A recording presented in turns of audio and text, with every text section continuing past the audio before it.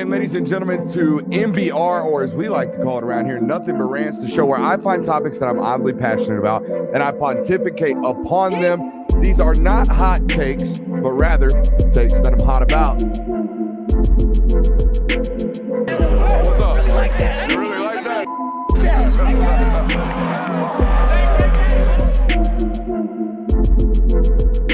Let's shut up and grind some tape. Equivalent of it. Welcome in, ladies and gentlemen. Happy Monday to you. It's a fabulous Monday. Glad to be back here in the studio after spending some time in the fabulous city of Indianapolis this past weekend at the NFL Combine. But I want to start with this.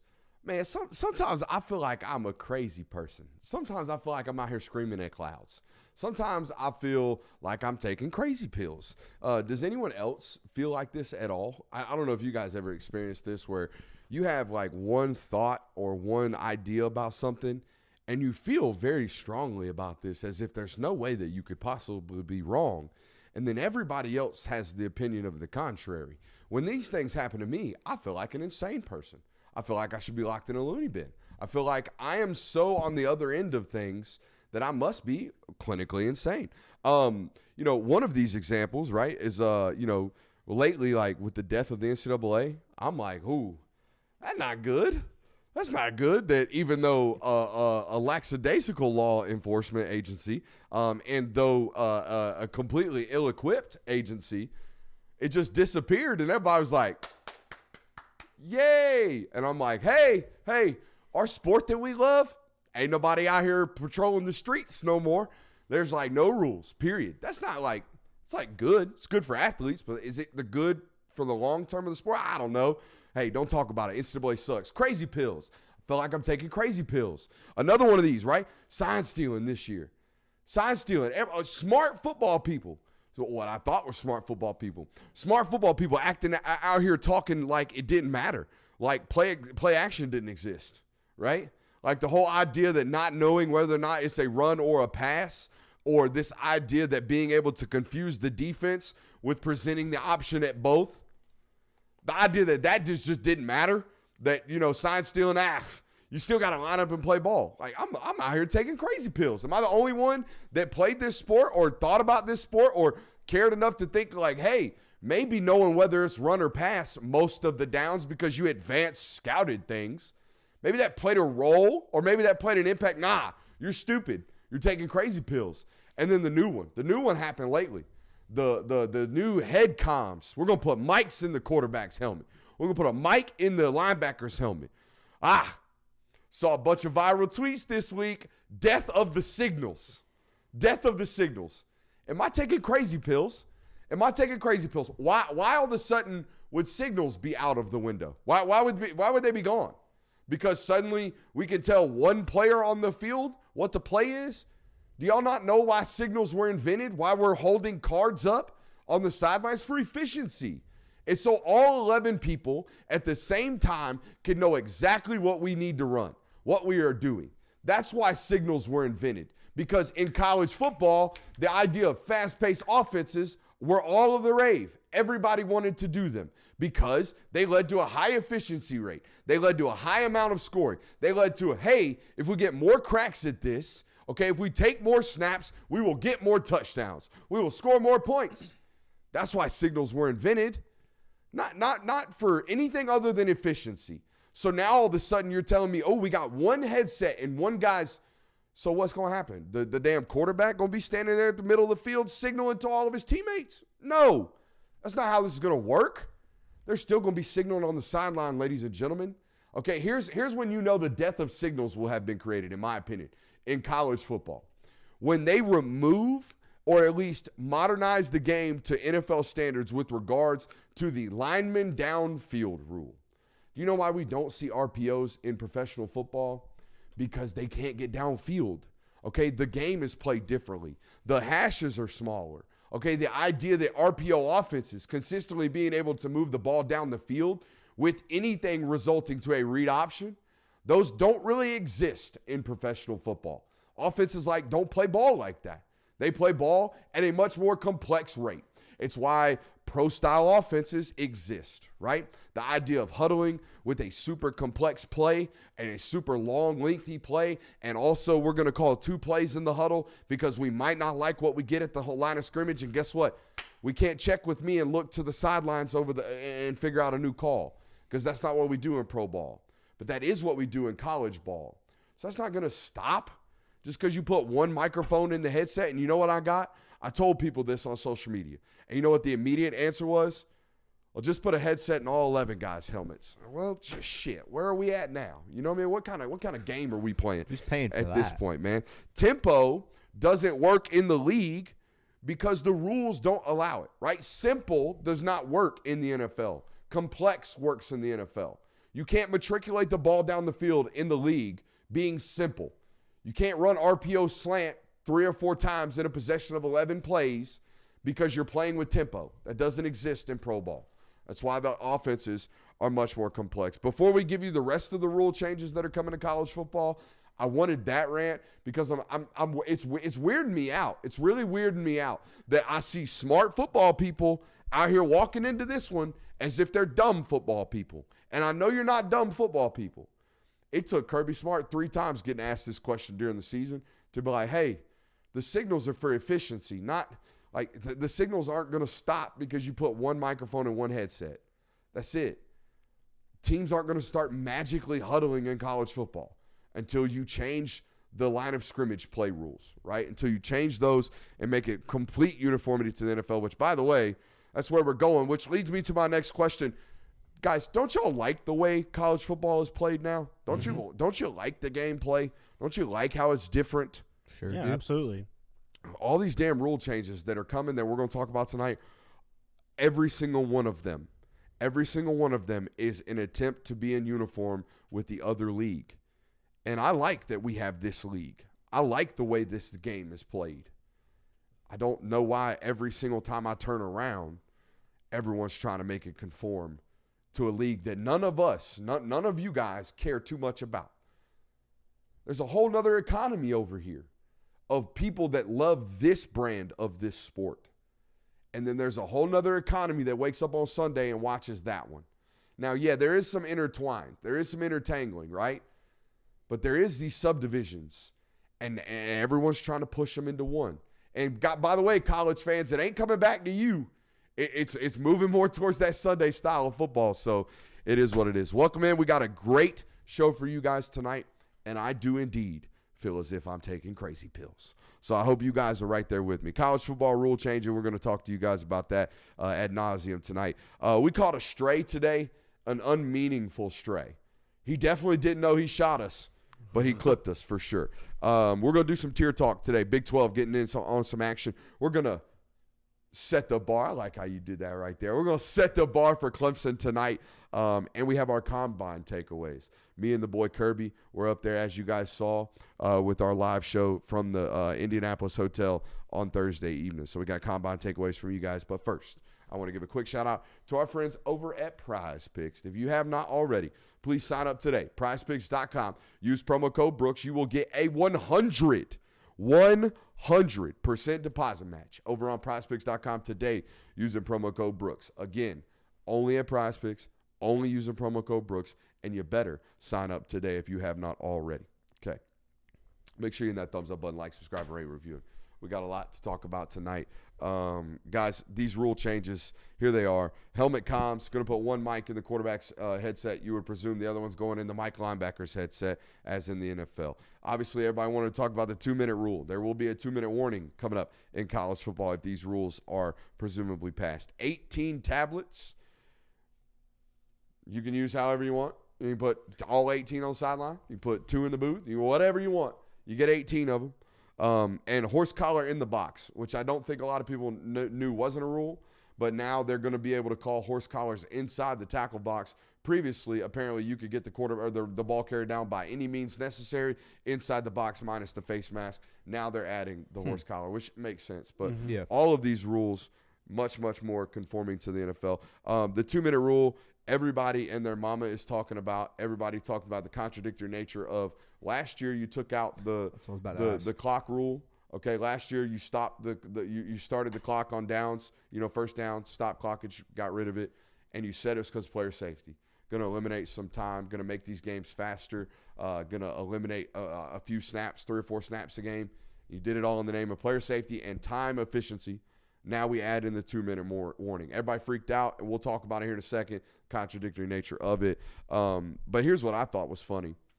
We have fought the good fight against this conformity to the NFL rules nature since 1942, boys. In 1942, World War II had these folks out in the NFL being like, you know what? These boys could use a break. These boys could use a break right before half, and these boys could use a break right before 4 minutes or right before the fourth quarter ends. But since 1942, the college game has been like, you know what? We don't need that bullshit. Y'all keep that up there on Sundays. And now, finally, after 80 years of fighting a good fight, 2-minute warning coming to college football. I feel like it was. I mean, once you stopped stopping the clock after every single first down, it seemed like that it was inevitable that eventually you were going to get a 2-minute warning in college football. I think fans will certainly appreciate it playing the new college football video game this year when they'll get an extra timeout basically when making a fourth quarter push against one of their buddies. But I mean, to me, I don't really care too much about it. I don't have any strong opinions about it. I'm just like, okay, 2-minute warning, just basically another TV timeout type of deal. I don't think it really changes all that much, in my opinion. The rule itself doesn't bother me because, I mean, again, if you're giving a team a fourth timeout, we see it in the NFL. It has an effect on the game, but I don't think it's going to change the dynamic of the way the rest of the 60 minutes are played. The problem I have with it is it just means that we're getting closer and closer and closer to this becoming the next NFL. And the game playing and looking different from the college football that we saw 5 years ago. Again, the gameplay to me won't change until that line of scrimmage rule is impacted, right? Until you completely eliminate the ability to cut out on the edge, until you completely eliminate the downfield blocking rules. I think you still see this, fast-paced offense still work, right? Like Bo Nix last year, 30% of his balls thrown at, near, or behind the line of scrimmage. Mm-hmm. That can't play on Sundays because of the way the rules are made, right? The idea that you're going to be able to influence linebacker play like that is not true. That line, that full yard in the NFL really makes a difference. And they're really much more strict on calling the illegal man downfield in the NFL as well, as where in the college game, it's like, hey, no holds bar. Right. You watch a K-State film during Bill Snyder days, guys are like 6 yards downfield running running power, and they're running RPOs off of it. So, until that rule changes, how the game feels around the clock to me doesn't really matter. I think the big change to me would be just not stopping the clock on first down at all. I feel like that's going to be your big moment where that already. I know, but like doing it at all. They don't.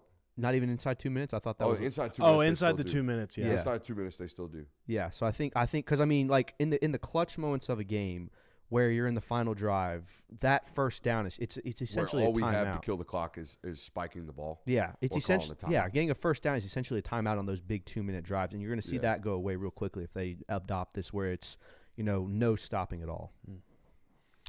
My question to you guys, and really to the chat, because it's an individual that we all know is kind of pulling the strings of college football, but he's never ever received flack.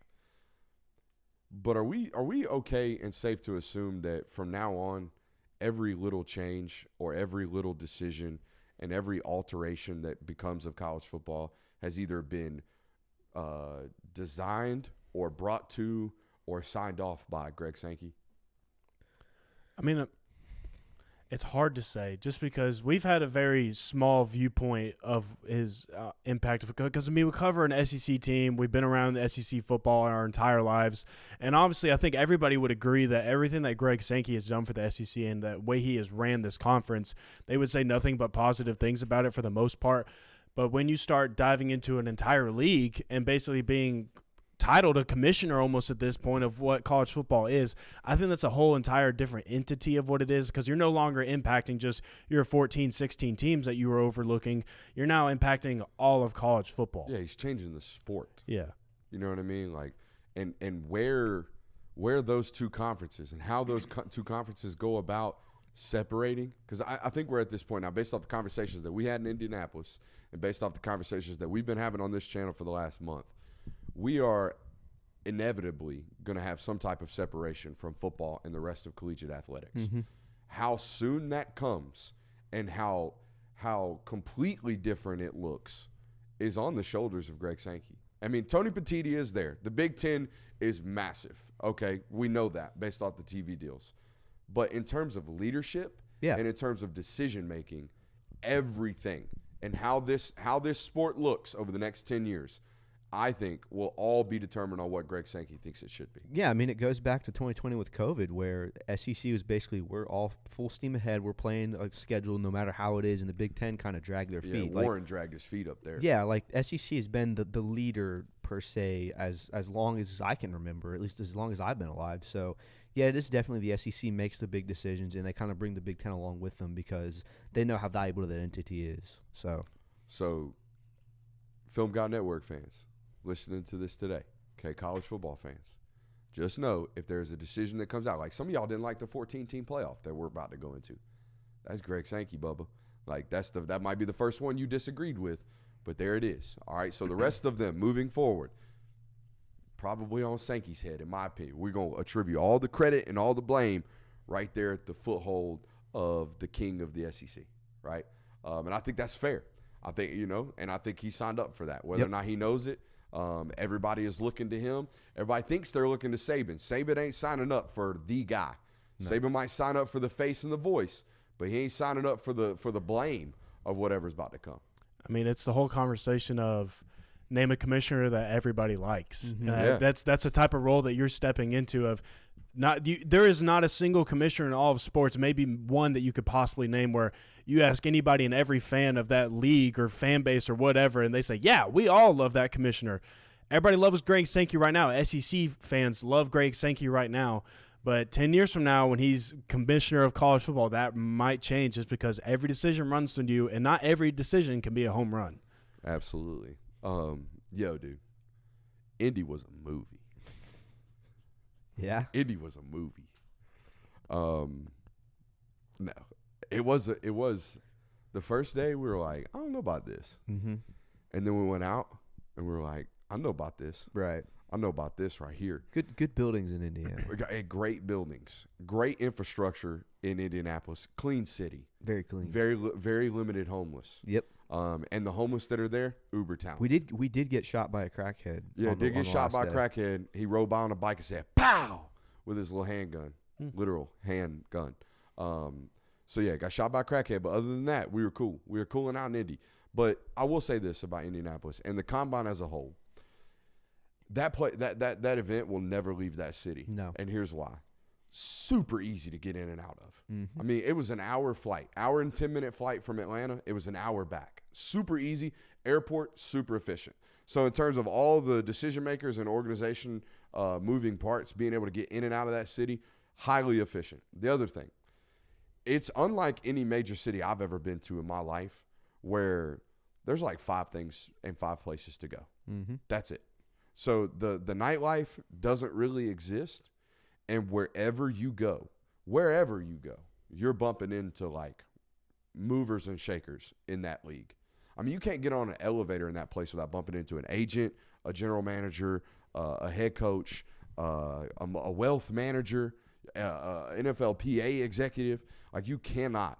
And that's why I don't think that event will ever be in Atlanta. It'll never be in Miami. It'll never be in Vegas. It'll never be in LA. It'll never be in Chicago. Mm-mm. It'll never be in any of these places where shit actually happens because they don't want it. They want to be secluded in their own place. Dude, we walked into that Prime restaurant. Oh, my God. First of all, what's the most crowded bar in Athens? Silver on a times Saturday. 2. Give me that times 2. Mm-hmm. I mean, J-Will, I use the term dick to ass. Like, you are bumped up and like sardines up in that place. Turning sideways, trying to get into the bar.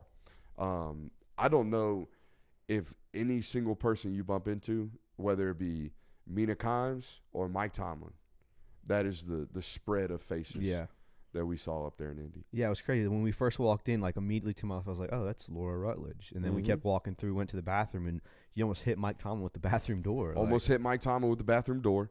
And I must have hit a general manager that he was speaking to. I don't know NFL faces like I should because I'm not an NFL reporter. But had I been an NFL reporter in that place, oh, my God, would have been in heaven. Yeah. Would have been absolutely in heaven. Which brings me to my next point. It was a tremendous weekend for imposter syndrome. You're telling me. I couldn't imagine being you.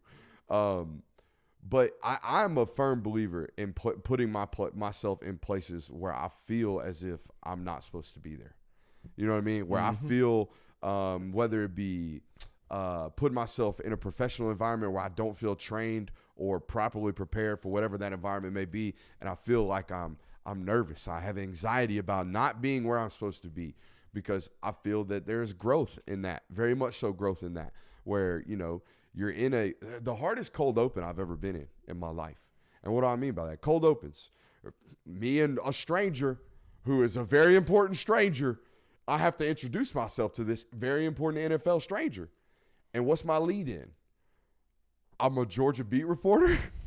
You know, like how am I about to win this interaction with this person and leave them with an impression? And that right there is I seek that sometimes. So imposter syndrome was at an all-time high this weekend, and it was fun. So hopefully next year we get 3 credentials. Yeah, that would be sick to have 3. It was definitely, I mean, you're talking about imposter syndrome, like at least like you own a business in an entity. Like I'm a college student, like amongst NFL big cheese and like major reporters, and just looking around me like, what the hell am I doing here, dude? One dude's business card was a portable charger. Dude, that's the craziest thing I have. Actually, what a flex. It's in my bag, but like literally, like I was talking to this guy at the bar, and he goes, here, let me give you my card. Pulls out a portable charger out of his pocket with all the information on it, and goes like, here, you can just keep this. After giving you a lesson about needing a business card. Yeah. Right? Yeah, That's a major flex. You need to have these, and they're so important. Mine's a portable charger. That was insane. Happened to be a wealth manager, so he had money. Yeah, he knew what he was doing. More likely to keep a portable charger than a piece of cardboard or whatever. Absolutely. So, yeah, it was big time. Fun week. But, again, not a lot to do in Indy. No. You know, the Uber leaving, I was like, you know, quiet town, you know, pretty chill. Mm-hmm. I was telling someone when we were out that night, it's the perfect place to, like, you've hit rock bottom and you need to, like, move to a city that you're not going to get in a lot of trouble at, but you still feel like you're in a big city. Like, it felt like a big city. Like, you could walk around and be like, oh, wow, there's a lot of buildings here and things such as that, but it's also, like, there's not a lot of ways to get in trouble, I feel like. Not a lot of ways. Shout out Mike Tomlin. Shout out Mike Tomlin. All right, let's get actual combine observations. So here's how we're doing this. I have 3 my guys. All 3 of these guys are all outside of like the top 50. Okay. But I'm really hammering these 3 stocks, and then I want to give you my position rankings on the quarterbacks, the offensive tackles, and the wide receivers. I think those are the 3. Obviously, the quarterbacks are every year, but tackles and wide receivers. This might be the deepest tackle and wide receiver class the NFL's seen in quite some time. So I think this is a good opportunity to kind of see where I'm going to – I really just want to get it on tape. So when these guys hit, if they do or if they don't, I can talk about how smart I was in a couple of years. But if they don't hit – Never happened. Never happened. Oh, this is an unless it doesn't happen type skit or bit. I mean, kind of, but I feel good about these. Unless it doesn't happen is like, let me fuck around and find out. Oh, you know, let me see if I can throw one of these out here and let it stick. But no, this is real. Like this first guy, I am a Michael Penix truther. I am buying Michael Penix stock. Couple of things, extreme life to his football. Extreme life. When you and we didn't. It's hard to go to the combine when you go there. Actually, it's really a networking event, but actually going to the event is kind of useless until the quarterbacks start throwing, because the media availability they give you is like it's 40 rows up. You're like way back. You can't really see anything. And the 40s are delayed. It's a whole thing. But the days the quarterback throws, you need to be there because you can see these things. And the life on his football was palpable. You could feel it. Very effortless. And here's the other thing. I know he's a lefty, but the ball is consistently tight. It never wobbles. He throws a perfect spiral every single time. Daniel Jeremiah on the broadcast was talking about how he spins it better than any quarterback out there, and that's what he's talking about. The revolutions and the tightness with which the ball cuts through the air is elite.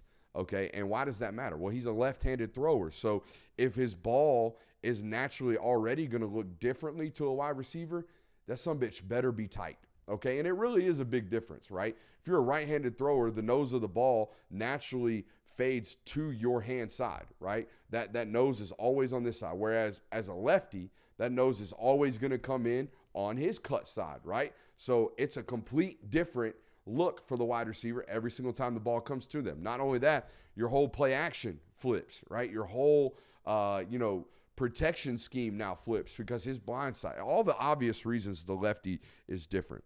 But the other thing about him, he's deadly accurate, like super, super accurate with the football. And it's Aaron Rodgers to me. I told you guys this pre-show. I thought it was a lefty Phillip Rivers because of the motion, but because of the life, the deadly accuracy, and the football knowledge that this dude has. If you listen to him talk about the game of football, it's obvious that he has played a lot of football, and it's obvious that he retained a lot of information. One of the primary example, one of the things he talked about this week during his podium and media availability was his favorite play call, right? Or his favorite play. Something that every NFL executive that met with him, I imagine, did to him. And just the way he talked about how many different options that they had and how many, I like this against quarters, I like this against 6, I like this against 2, I like this against man. We're going to change this. I like this against this because the backside has a conversion, and he might be my secondary read here, but against quarters, he's my primary, right? And just the whole top to bottom understood the game.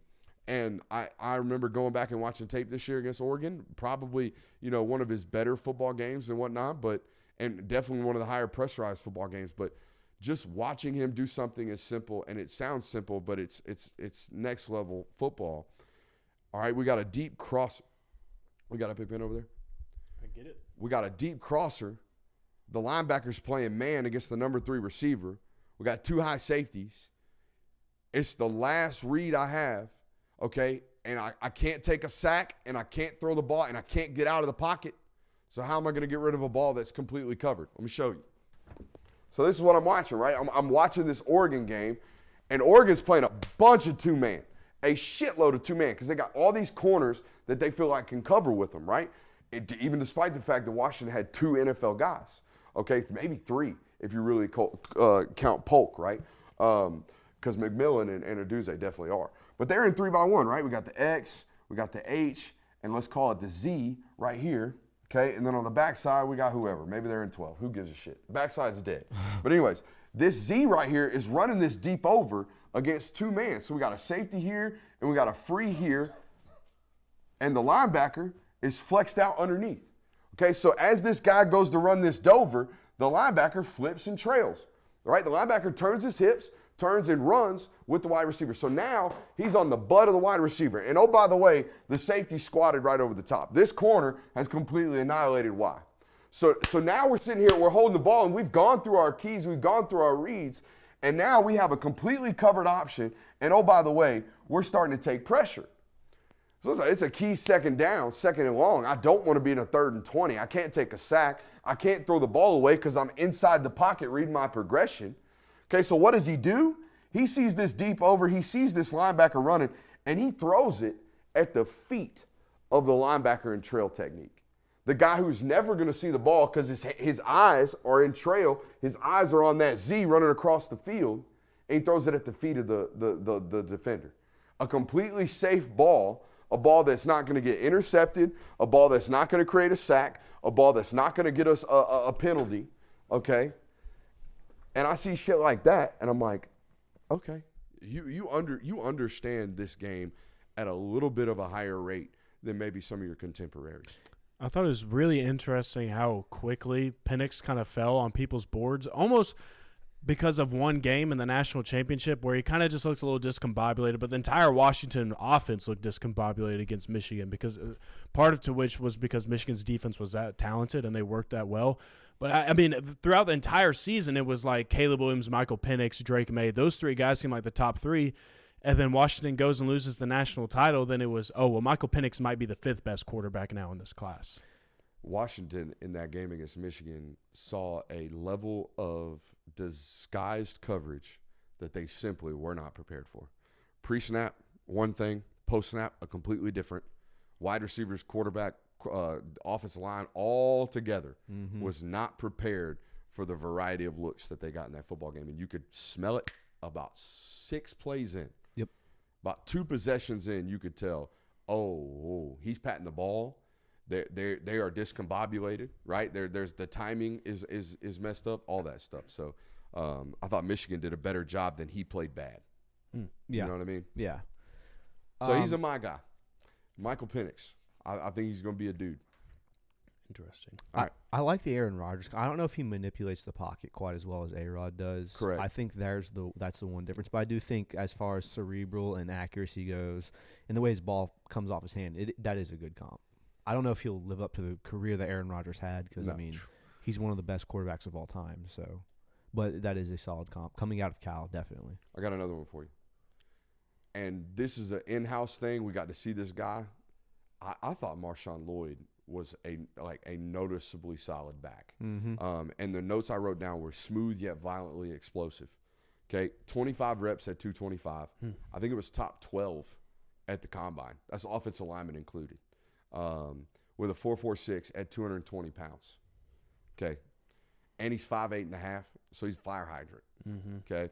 And I loved the way the movement skills looked. I loved the way the tape looked at USC combined with the stuff that I saw at both USCs, I should say, right? South Carolina and Southern Cal. I thought at times he was their most explosive and guaranteed success story at Southern Cal during his year this year. I thought he looked like an NFL player from the moment he touched the rock out there. Some of the jumping numbers weren't great, but I'm okay with that. I mean, he's not – going to be jumping often. We're trying to keep our feet in the ground as a running back, honestly. So I think he's got an opportunity to really and Daniel Jeremiah talked about this. There really is no clear-cut number one in the running back room this year in this draft. And I think he's got an opportunity to be really, really elite. Very, very DeAndre Swifty to me, but a little bit more physically prepared for the NFL than even DeAndre was coming out of college. So do you think that running back classes have kind of turned into this where they like over the years, it feels like every single running back class doesn't feel that strong. Like every single year you go into it, it's like they're kind of an afterthought almost at this point. Do you think that's just because the nature of the NFL now? Because I think there's still really good running backs coming out of the college football every single year.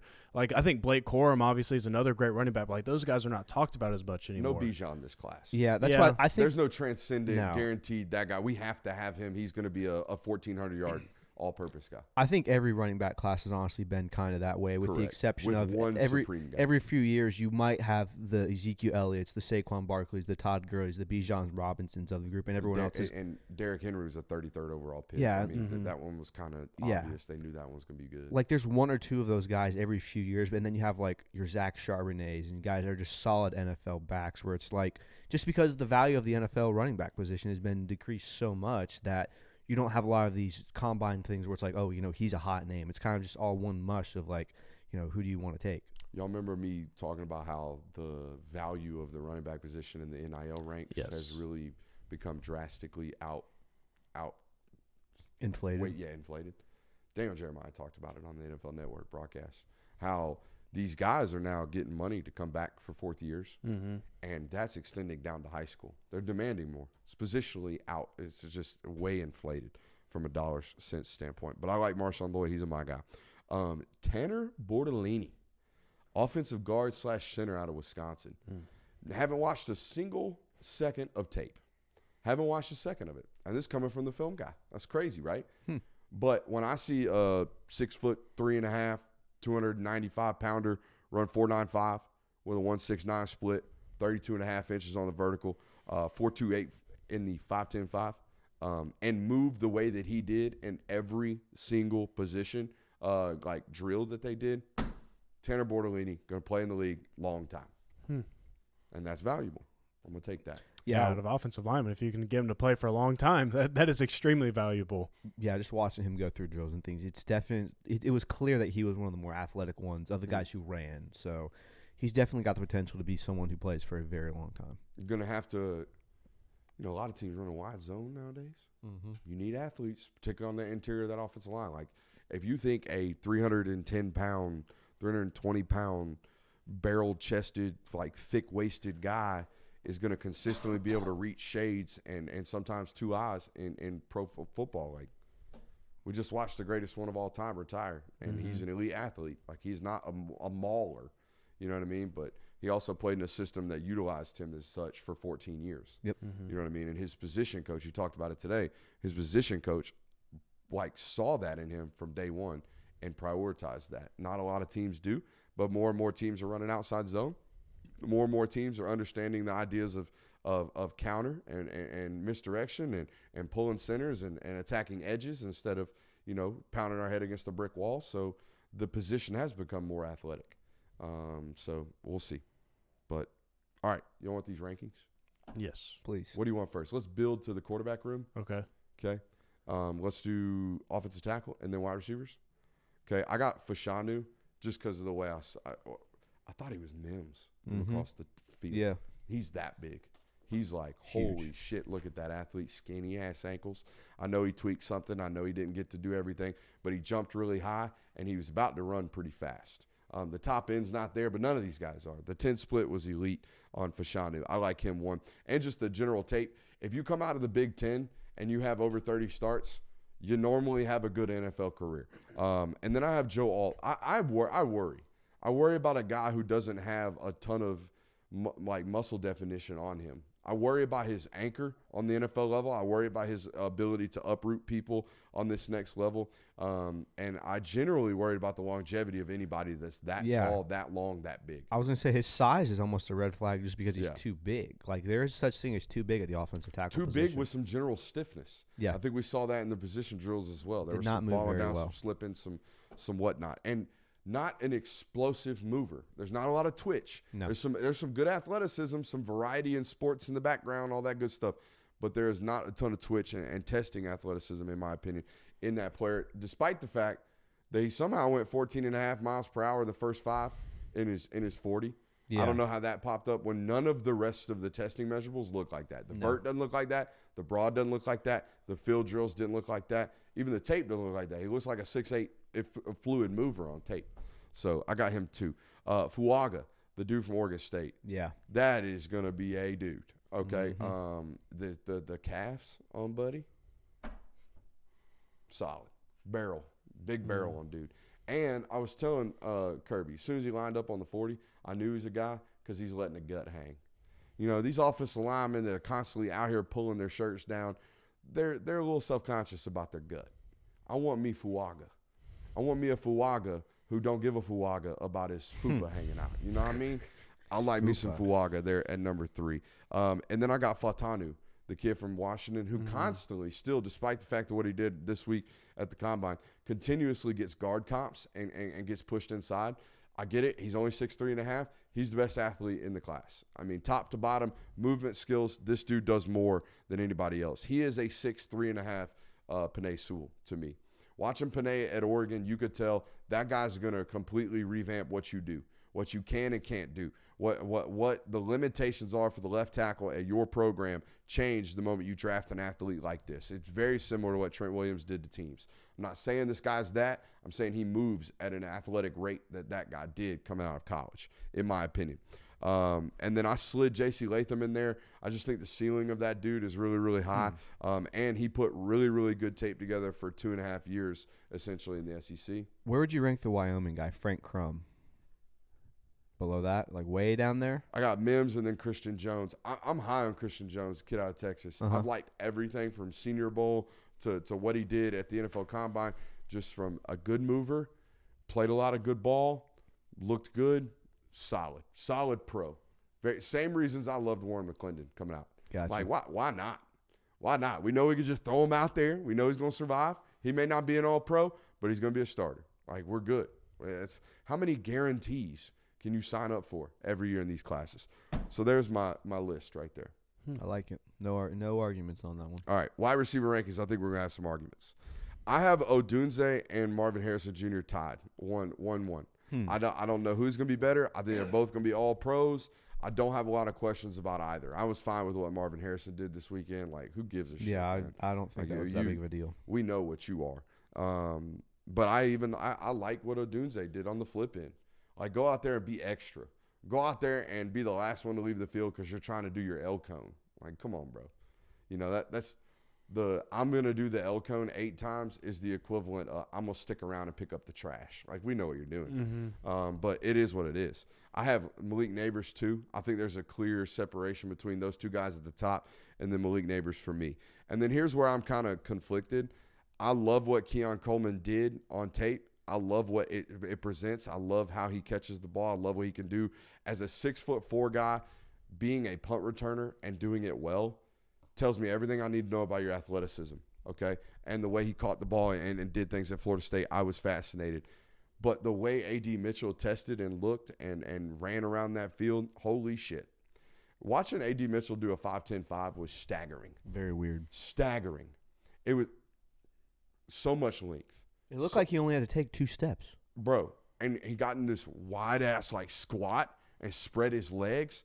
It looked like an avatar. I use that all the time. It's the only thing I can imagine, being that big, that long, that, like, just crazy shit. But I don't know whether or not AD should be 3 or Coleman should be. I think they're tied right there. And then I think Xavier Worthy, just because the speed translates for me.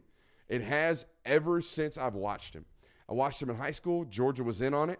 Ended up, I think Michigan and then Texas, right?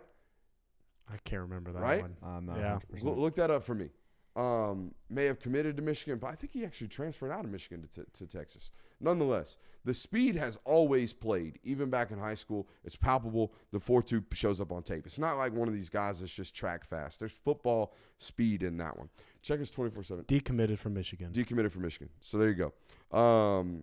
Super, super burner. I have him at 5. I had Ladd at 6. And here's where I'm different than the entire NFL draft community. I did not like what I saw from Brian Thomas. Okay, I'm sliding him down, maybe even behind a guy like Xavier Leggett. Okay, I'll put maybe Xavier Leggett 7 and Brian Thomas 8. See, I really liked what I saw from Xavier Leggett this weekend.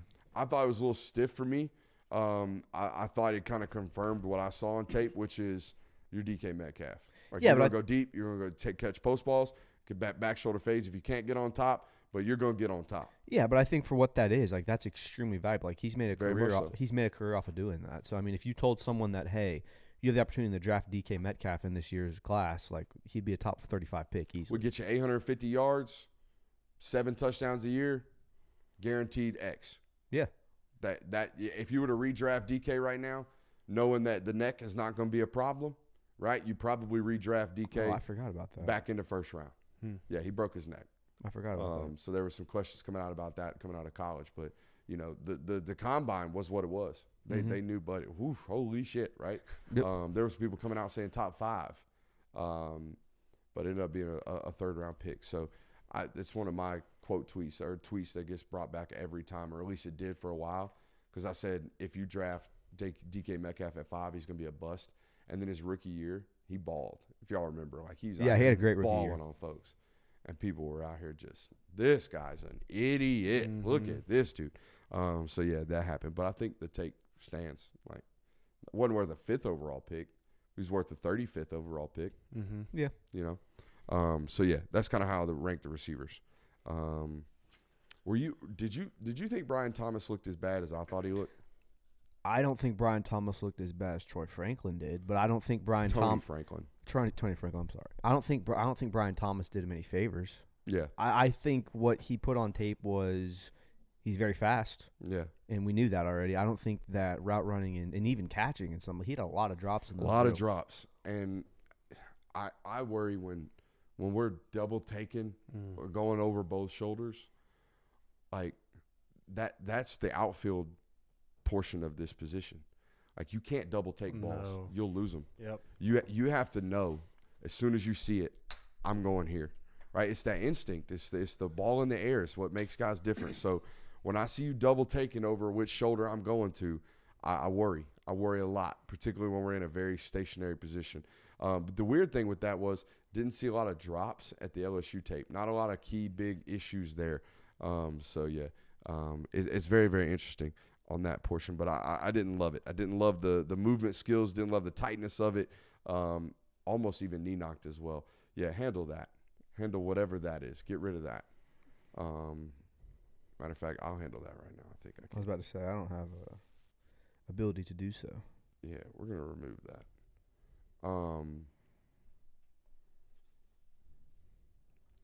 What are you doing? Quarterback talk. Here's how it's going for me. Okay. Caleb, Jaden Daniels, Michael Penix, Drake May, J.J. McCarthy, no one. Really? I'm not drafting another one. Really? You know, so what made you – because I know throughout the 2023 season, you really liked what you saw from Spencer Rattler. What lately has made you go, like, I'm out? Physical limitations. Yeah. Like, bro, I think you went like five flat. I think it's a little over that. 5'1". Yeah. Yeah. It was bad. 40. You're 6 foot. Yeah. I think you make great plays. I think you're elite with the ball in your hand. I think he's got elite accuracy. I think he's an elite decision maker now throughout all his career starts in college. I think he understands how to play football. We can only overcome so much. And for that matter, didn't have 5-star number one player ever life at the combine. Did you feel that? No. I didn't feel holy shit special arm. Not what I thought I was going to see. Some of the clips I've seen of Spencer throwing a ball made me think that he might have been one of these, elite 1%ers. Like, holy shit, look at that. Look at the way that ball came out. There was some of that stuff of him coming out of high school. Haven't seen that as of late out of the arm. Even though it's a plus arm. It's just not one of these holy shit. Yeah, no, and I don't think, honestly, I don't think you need a holy shit arm. I think the reason why Spencer Rattler, and obviously he's not the most talented out of that group that you named, but I think he's one of the safer picks if you can get him in the 3rd or 4th round, just because of his decision making, his ability to read defenses. What he did at South Carolina this year was very impressive, I think. So you had Caleb Williams. Who was at 1, 2, 3 again? You had Daniels at 3, I think, or I think it's Caleb Williams, and then who was second? He said he had Jaden Daniels second. Caleb Williams first. Jaden Daniels, Michael Penix, Drake May, J.J. McCarthy. So what makes you put Michael Penix over Drake May? Because it seems like a lot of people are saying it's Caleb Williams and Drake May, or I guess you could throw Jaden Daniels in there as two, kind of interchangeable. I really, really like the life and the makeup from Penix. The life of the ball, okay, the accuracy of the ball, and the neck up. I still don't understand how people come in here and they have audio issues. I'd listen back to it because I've tinkered with the audio. I just unmuted it. We're fine. I tinker with the audio as much as I can, and to me it sounds fine every time I go back and listen. User errors, probably. Huh? User errors. Yeah, I don't want to blame the user because sometimes it is on us. But yeah, I hope you're not having audio issues because we are not on our end. But yeah, I like Penix. Not to say that I don't like Drake May. But here was the thing that I found very, very alarming. Drake May lost his best player in Josh Downs. Yeah. Everything got worse. Everything got worse. Now, I know the situation around him was worse. But guess what? What the hell you think you're walking into if you're the 3rd overall pick? If you go to the Pats right now, you got nothing. Ew. Josh Downs right now would be the best wide receiver for the Pats, bar none. Tez Walker would be the best wide receiver for the Pats. Bar none. So, like, if we can't figure it out, at the college level, how to make the others around us better and how to not have a drop-off in production when we lose an NFL player, then, what are we doing? Yeah. So that's my main concern there. Now, on the flip end, bro, Penix had everything, right? He had an NFL coordinator. He had 3 NFL receivers. He had 2 NFL offensive linemen. So like there was a lot there for him to work with. So I understand those things. But if you told me any of those 5 guys are franchise quarterbacks in a couple of years, I wouldn't blink an eye. Yeah. I do think J.J. McCarthy has things that make me believe he could be one of the best 12 quarterbacks in this league, right? One of the best 15 quarterbacks in this league.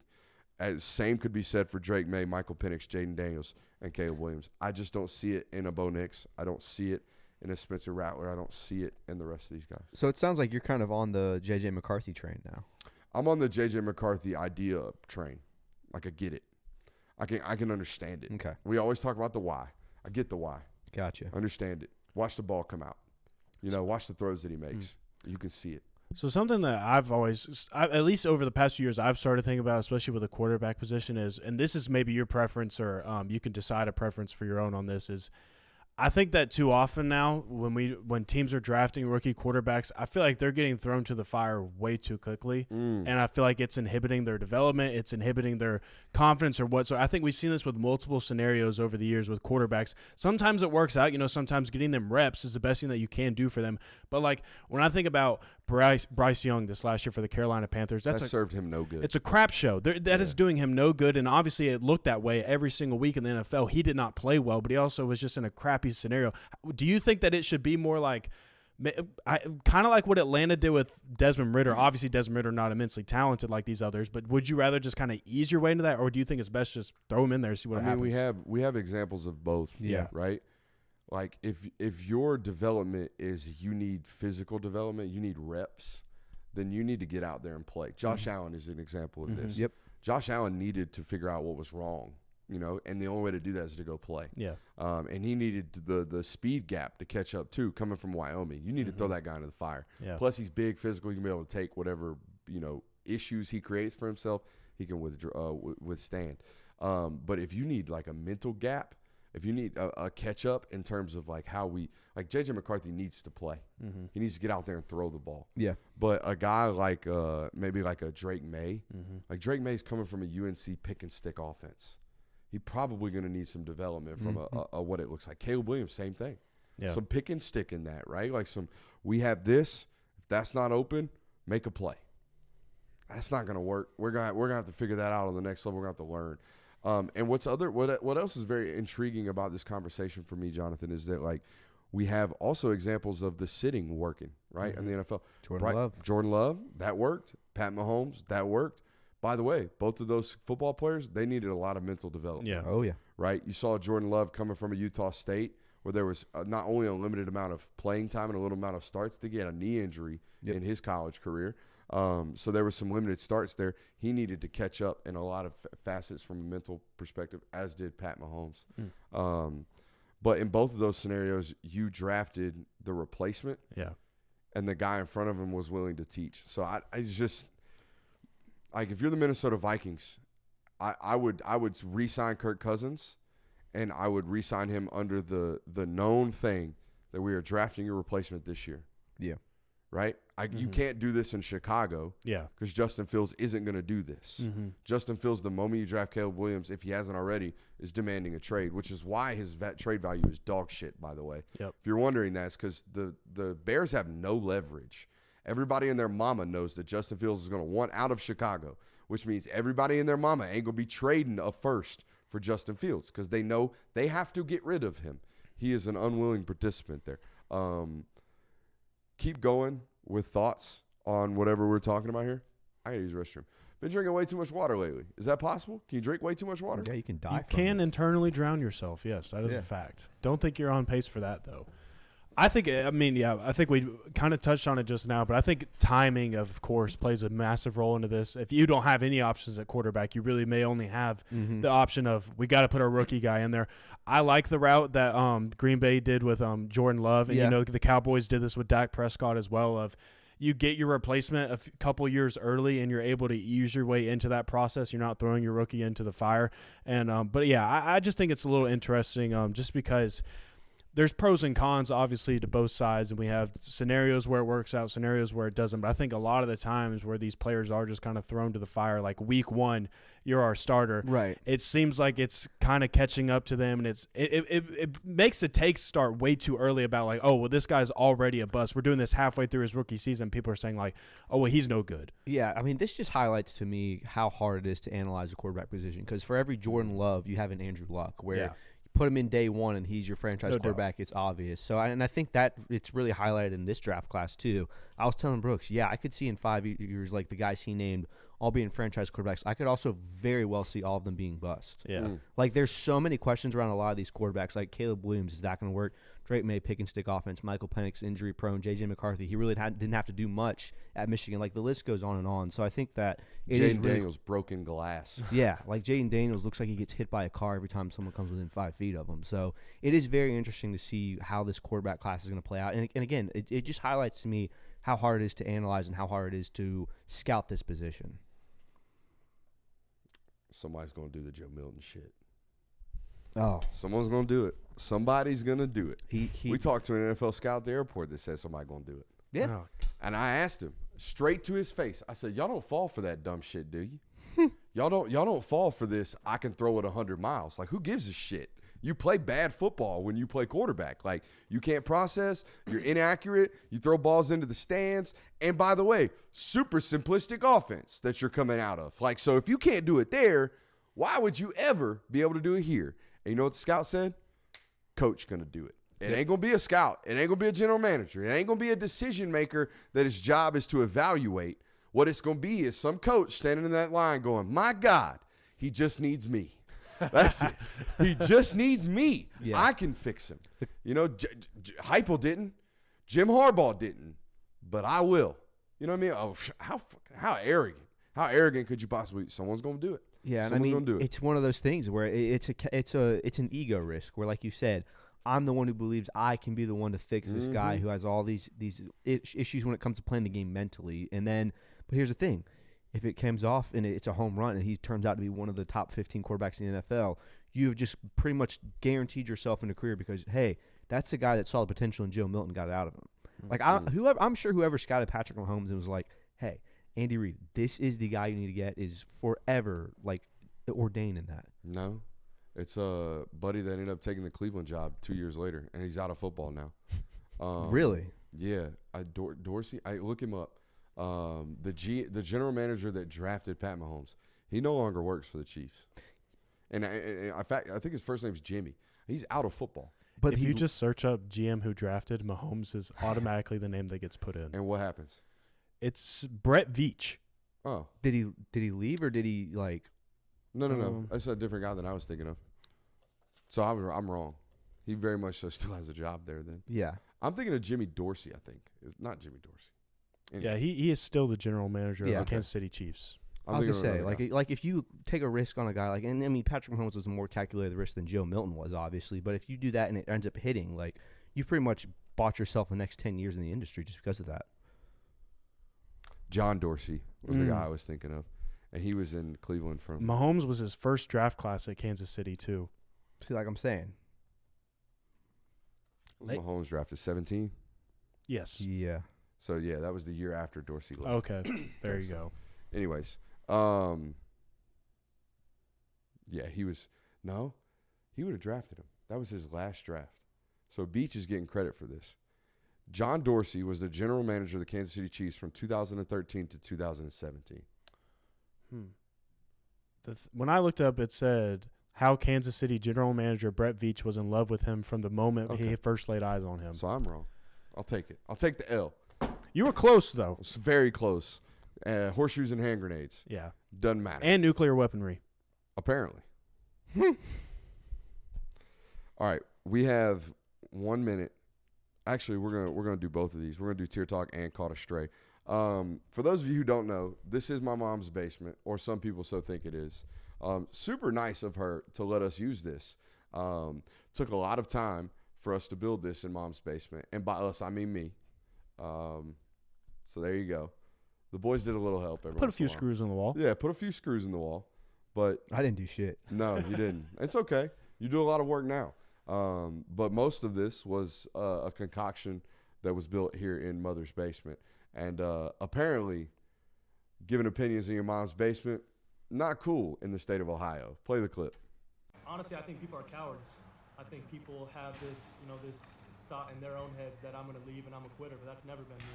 I mean, these people live, wherever in their mom's basement, saying stuff about me, and they don't know shit my language, but they don't know anything. They don't know who I am. They don't know who I've been, and that's always who I've been. These people are in their mom's basements, bunch of cowards with that quitter-ass mentality. Mm-hmm. Softening of America. Don't know anything about them. Huh? Don't know anything about them. Yeah. Don't know nothing about them. That was some strong words from a backup quarterback. Yeah, I mean that to me is a guy that's kind of just manufacturing an edge, so where it's like these are the people that are against me, and I have to prove them wrong. And it's what gets you out of bed every morning for a lot of people. You think Ohio State outbid Miami for Will Howard to sit on the bench? No. No, I don't think so either. So look, I am here for people who stick it out. Okay, and when he says that, I know for a fact he is not a quitter. Right? We know this. It's by defined in his actions. Now, that does not mean that everybody that does transfer is a quitter. However, they have quit on that venture. They have quit on that adventure, I should say. And that question, why did you leave? Why did you quit that situation? That question was asked more times to guys who have transferred at the NFL Combine this week than any other question. Okay? Because we talked to A.D. Mitchell this week. We talked to Jermaine Burton this week. And I wanted to know, or people wanted to know, what was the most frequently asked questions in your meetings. To a man, both said, why did you leave? Now, why is it important to these NFL decision makers? Well, they're in search of wondering whether or not that is a quitting habit or whether that was we need to get out of this situation because it does not behoove us. I can tell you one thing. It was not the first transfer for either of them, okay, for Jermaine Burton or A.D. Mitchell. Both of them had transfer histories in high school. However, A.D. Mitchell's made a whole lot of sense. If you know the background on A.D. Mitchell, him leaving the city of Houston and going to Nashville to play high school football, everyone who knows that situation knows that was for the better. Okay, that was an impactful decision, getting him out of Houston and getting him to a safer environment and a more coherent environment in Nashville. Probably one of the reasons he's an NFL football player, on top of the fact that he's 6'5", he's a freak. Okay, but Jermaine Burton had four high schools. He had 2 high schools, 3 high schools in 18 months when he was 14 years old.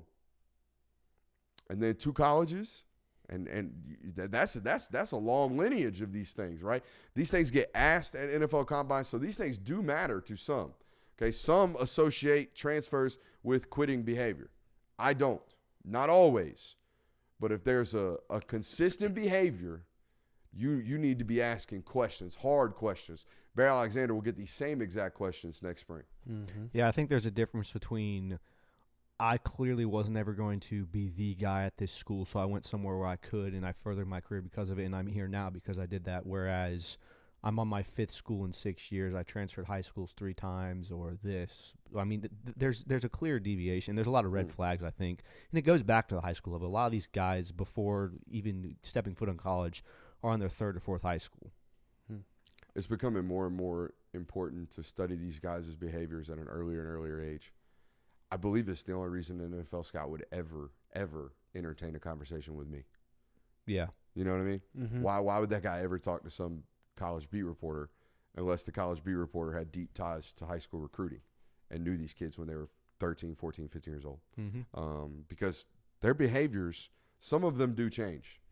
But a lot of the bad behaviors and the bad habits that you have when you're 14, it's like dumping gas on them when we give you money and when we give you fame and when we give you success that comes with college football.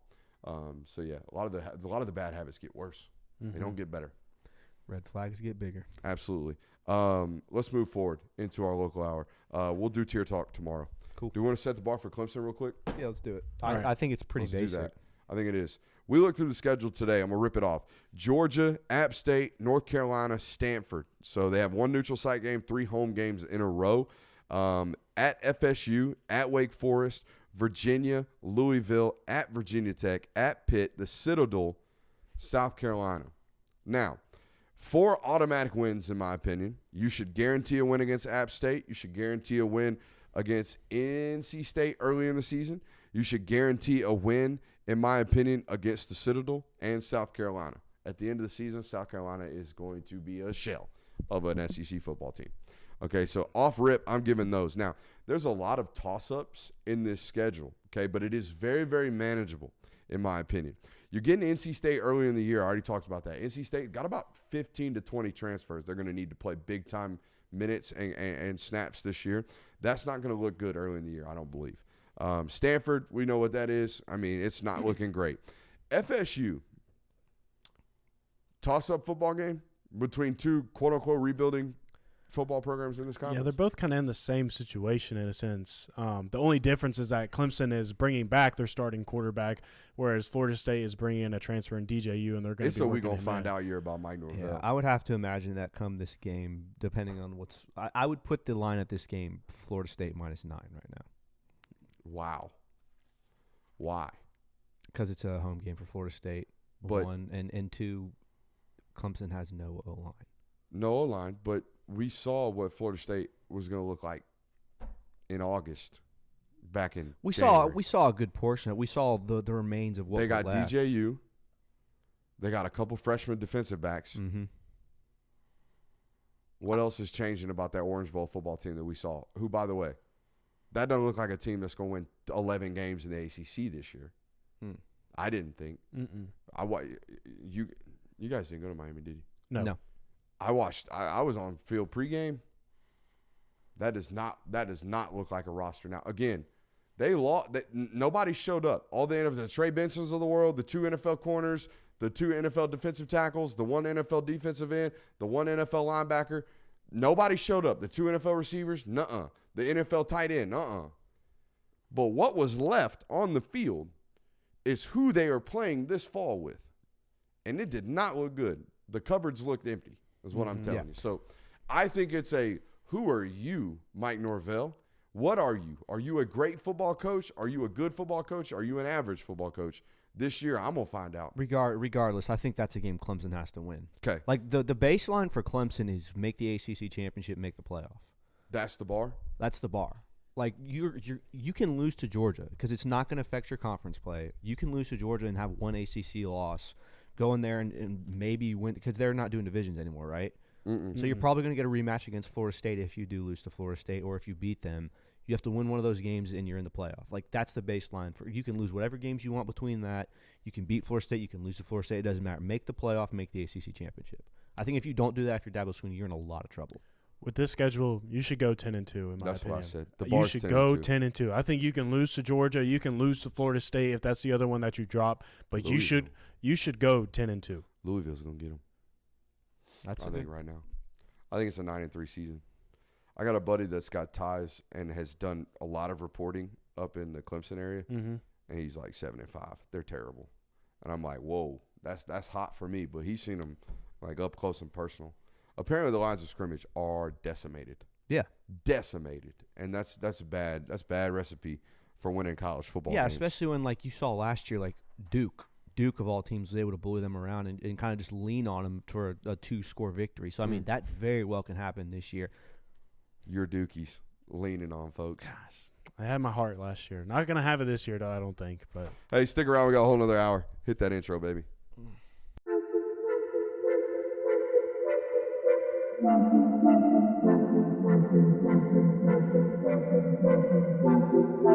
Welcome into Talk the Dog, the show where we find a bone to pick and a take to give.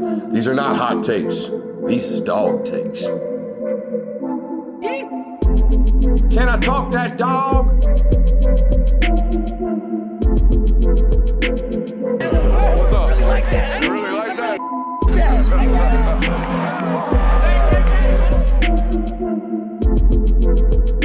Let's shut up and grind some tape. A tremendous roommate otherwise, but just, you know, every once in a while, I like a little segment called Nostra Beezus, right? Your boy comes to the mic, and he tells you, hey, this gonna happen. All right, a couple years ago, I came to the mic, and I said, hey, name, image, and likeness. Bring back the big money blue bloods, right? I said, hey, look at Tennessee. They got that oil money. Watch out for them. I said this in COVID. Okay, I'm sitting in my garage with a Nolan Ryan jersey behind me. You know what I mean? Wearing a damn suit, looking like a goof. Okay, but the takes was hot. All right, watch out for USC. They gonna come back. They made a little run recruiting wise there for a second. Watch out for Texas. They got billionaires. Okay, it was so obvious. Watch out for Miami. They got all this tech money. So obvious, right there in front of you. And I think the other one's really, really obvious right here. You ready? Nostra Beezus. Dude, within the next 24 months, 18, 24, 36 months, however long. Woo, the IRS gonna get some ass. They gonna get some ass out here in college football. They gonna take a chunk off. All right, because here's what's happening. All this pay for play, which is what we have right now. We have name, image, and likeness is what they're draping it under. But really, it's August. You play at Georgia, you play at Alabama, you play at Ohio State, you play wherever, and here's your monthly installment for being a 5-star coming out of high school. Here's your $20K this month. Here's your $30K this month. Here's your $15K this month. And you know what ain't happening? None of this is pre-tax income. All of this is 1099 income. All of this is registered statements going right into your bank account. Okay? And that's great. As a 19-year-old kid, it's awesome. I'm getting a shitload of cash put in my account every month. And most of them are spending it. And I'm not here to say that every young football player that's getting money is stupid. But I am here to tell you that some are stupid. And some have no idea what taxes are. Or the idea that about 40% in this new tax bracket that I have found myself in, about 40% of this money is going to get called upon in April. Okay, so a lot of these guys aren't understanding this. And a lot of these guys, okay, are banking on, that money I owe the IRS, it's okay. I'm going to be a first-round draft pick in a couple of years. I'm going to have millions. So the $200,000 that I owe the IRS or whatever it is, the $100,000 that I owe the IRS, not a big deal. I'm going to figure it out when they actually come calling for it. I'm going to have $100,000 just sitting around to give it to them. Because, shit, I'm going to be rich. In about 18 months, in about 24 months, in about 36 months, somebody is going to get dragged into IRS court for, defrauding on their taxes. So there it is. You heard it right here up front. I don't know if it's going to be your favorite team. I don't know if it's going to be your favorite team. I don't know if it's going to be your favorite team. But somebody's favorite athlete is, you think Reggie Bush? You think Reggie Bush is a big story? Defrauding on taxes is going to be way, way hotter. Do you think that's going to change anything? Like, do you think it's just going to take one for it to change anything in regard to NIL or change the operation of NIL in college programs? No, I think the only big change is going to come when they actually sign away their name, image, and likeness. They sign away their antitrust laws and they become, actual employees. Yeah. And then all this stuff becomes pre-tax income. Until then, a lot of these kids are going to get messed up.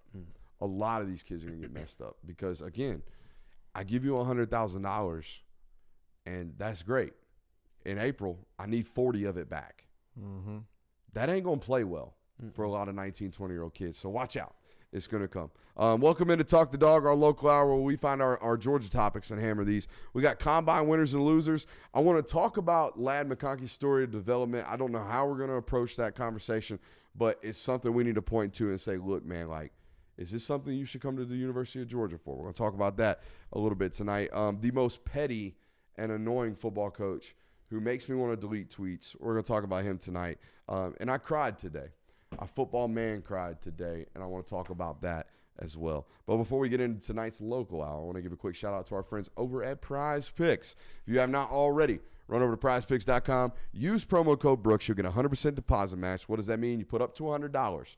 You will get matched instantly, okay, with another $100. Free hundo right there in your account, only on PrizePicks.com using promo code Brooks. All right. Let's do these combine winners and losers, Georgia edition. Okay, so these are only Georgia players that we're talking about here. Let's start with the winners. I got one right here, Brock Bowers. And I know a lot of people, yourself included over there. I saw that. Well, Brock Bowers, but he didn't run, Brooks. He didn't do nothing. He didn't even work out. I would argue it's okay, honestly, and here's why I think he's a winner. The positional value is tremendous at the tight end position. Every team wants one. Every team wants a good one. They don't just want one. They want a great one. They want a Kittle. They want a Kelce. They want name another great one. Sam Laporta. They want that one, right? They want one of these success stories at the tight end position to revitalize their offense. And only one guy at the NFL Combine proved that he's one of these freaks, right? And it's Theo Johnson. And I'm going to tell you right now, as great as he tested, the tape discrepancy and the tape difference or delta, right? The difference in the tape of Brock Bowers and Theo Johnson was never going to be tested away. It was never going to be tested away.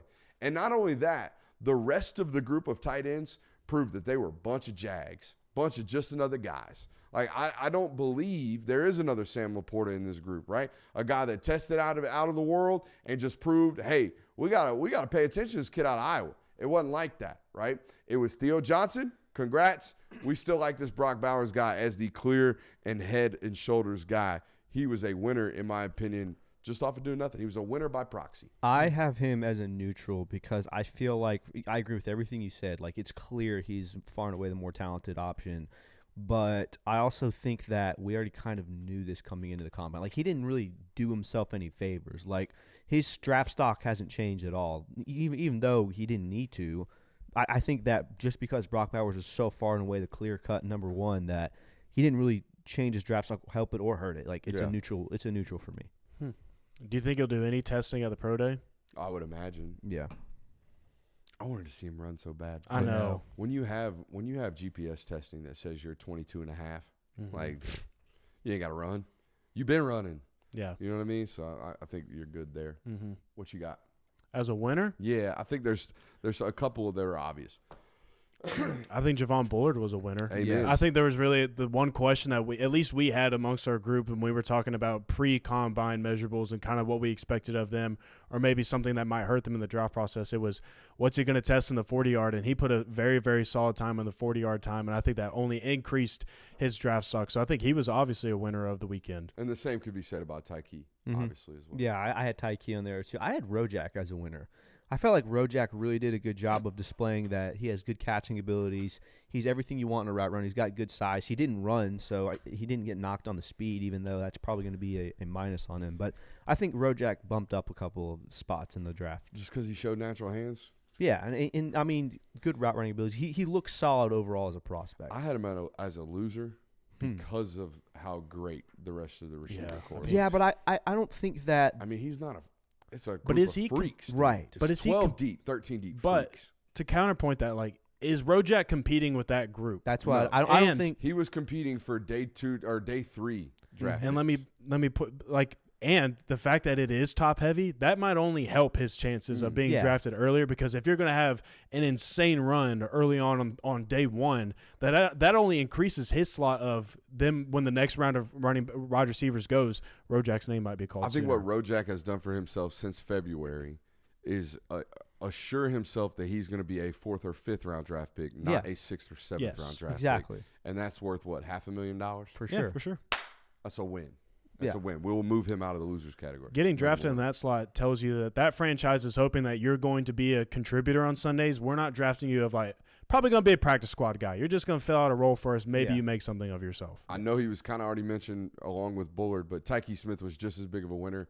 I think he was a bigger as winner. Bullard. Yeah, Oh, probably yes. even bigger. There was more questions about his top end speed than even Bullard. Yeah, and he ran faster than Bullard. He did. Yeah, so second fastest of any Georgia player at the combine.